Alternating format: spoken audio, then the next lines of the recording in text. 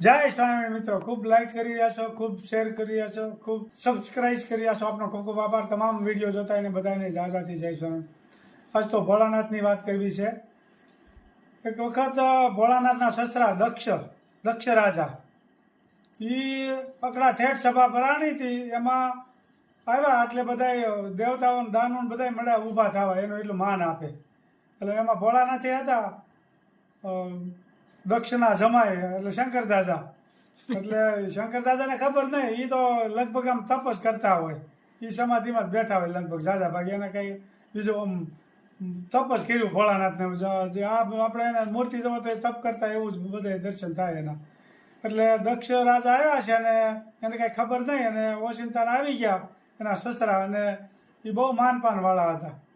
એટલે કે માન બધા આપે ને તો એને ગમે, માન ન આપે તો ન ગમે. એટલે ખુદ ભોળાનાથને ખબર નહોતી અને ઊભા નહોતા થયા, એટલે એકદમ ક્રોધાયમાન થઈ ગયા.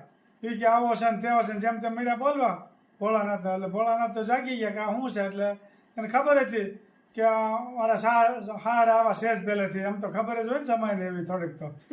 એટલે કાંઈ વાંધો નહીં, સહન કરી લીધું. પછી એણે એના સમયનું વેર વાળવા માટે દક્ષ રાજાએ એવું આદર્યું, બહુ મોટો યજ્ઞ કર્યો અને બધા દાનવો દેવતાને બધા એકને આમંત્રણ આપ્યા. અને વિમાન જ્યાં ભોળાનાથ રહેતા હતા ને હિમાલયની ઉપરથી હાંક્યા બધા એક ઘડીકે 2 મીટર રમાટી કરતા વિમાન આવે. જેમ વડાપ્રધાન ઉતરી આવે કેમ નકરા વિમાનનો ઢગલો થાય, એવી રીતે નકરા વિમાન આવે. એટલે પાર્વતીજીએ પૂછ્યું ભોળાનાથને કે આ વિમાન કેમ એટલા બધા નીકળે છે. એ કે હશે કોને ખબર એવું. એટલે ચોખવટ ન કરી ભોળાનાથે. એટલે પછી તોય પાર્વતીજીએ ફરીથી પૂછ્યું કે એને ખબર તો હશે જ એમ. તો એ કે યજ્ઞ કર્યો છે તારા પિતાએ એમ. એટલે કે એ કે તો મને આમંત્રણ નથી આપ્યું, એટલે કે આપણને આમંત્રણ નથી આપ્યું એટલે આપણે ન જવાય એમ. એ કે આમંત્રણ આપ્યું કે ન આપે, મારા બાપુજીને ત્યાં જવામાં થોડો વાંધો છે.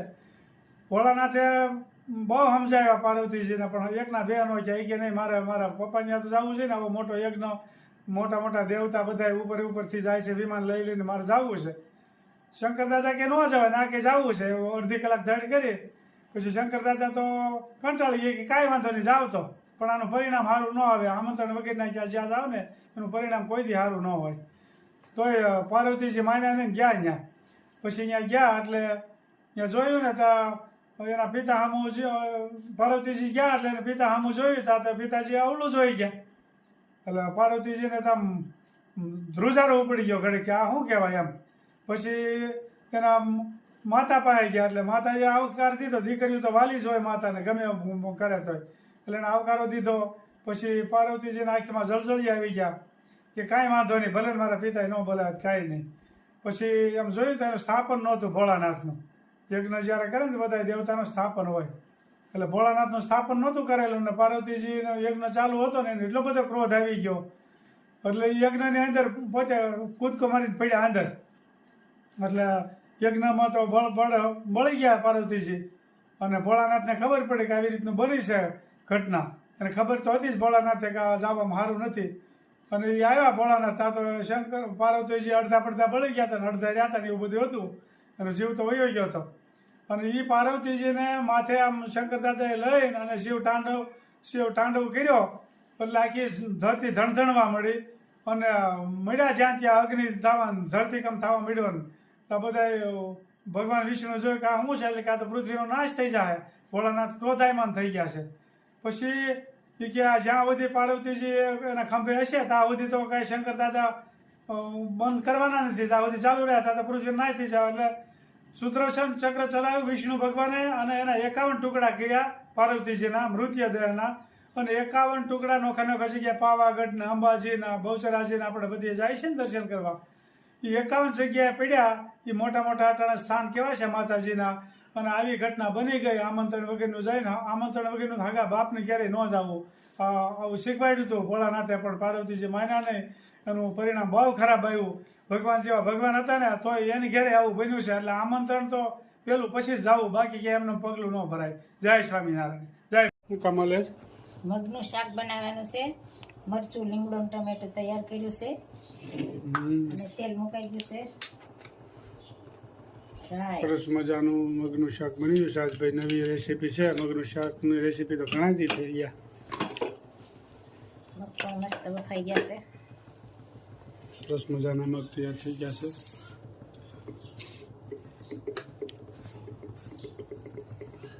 રાય જીરું મરચું લીમડો અને ટામેટાં વઘાર થઈ જશે. જોઈ શકો છો. ટોમેટોથી તમે એક રેસીપી પણ એને બનાવતા હોય એ મૂકતા હોય. એમાં તો કઈ રોજ થોડું કઈ લાડવા બનાવતા હોય. એટલે અમારે માપસરની રેસીપી હોય ને અમારું જે સાદું ભોજન હોય તો સાદું હોય અમારા વિડીયોમાં. ચટણી હળદર ધાણા જીરું. શોખ છે આવો થોડોક બનાવીએ છીએ. કંઈ બીજું કંઈ છે નહીં. ભજન હોય બાનું તો કે કાં તો દુહો હોય ને મોજ. કુદરતી દયા છે સ્વામિનારાયણ ભગવાનની, કોઈ તકલીફ નથી. મંદિરનો હોય. હા, થોડુંક મંદિરનો હોય. વિડીયો બનાવવાનો શોખ છે એટલે ચાલુ રાખી છે, રાખવો છે. લોકોને ગમે એ જોયે ને ન ગમે એ કાંઈ નહીં, એવું કાંઈ ફરજિયાત કોઈનું છે નહીં. મગના શાકની રેસીપી જોઈ શકો છો.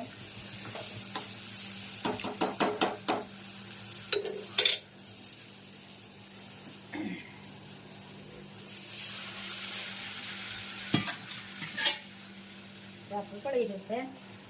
ખૂબ સરસ મજાનું શાક બની રહ્યું છે. બટાકા. મસ્ત મજાનું.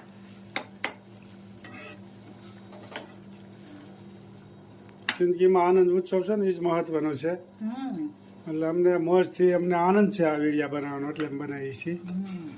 અને એમાં કોઈ તકલીફ કાંઈ અમને કાંઈ છે નહીં, અને મોજ છે અને શોખ છે એટલે અને સ્વામિનારાયણ ભગવાનની દયા છે. કૃપા હા, મહારાજની. જય સ્વામિનારાયણ. આવો તે રંગ મને સીધ લગાડ્યો, બીજો સડતો નથી એકે રંગ વિઠ્ઠલનાથ. આવો તે રંગ મને સીધ લગાડ્યો, હું તો વ્રજમાં ગઈ તી ને મારું મન મોયું. મારી જાગી પૂરવની પ્રીત વિઠ્ઠલનાથ. આવો તે રંગ મને સીધ લગાડ્યો, મારે રહેવું અહીંયા ને મેળ તારો થયો. હવે કેમ કરી દાડા જાય વિઠ્ઠલનાથ. આવો તે રંગ મને સીધ લગાડ્યો, રંગ એ સાટ્યો તે સાટ પૂરેપૂરો. નિત્ય તારા દર્શન થાય વિઠ્ઠલનાથ.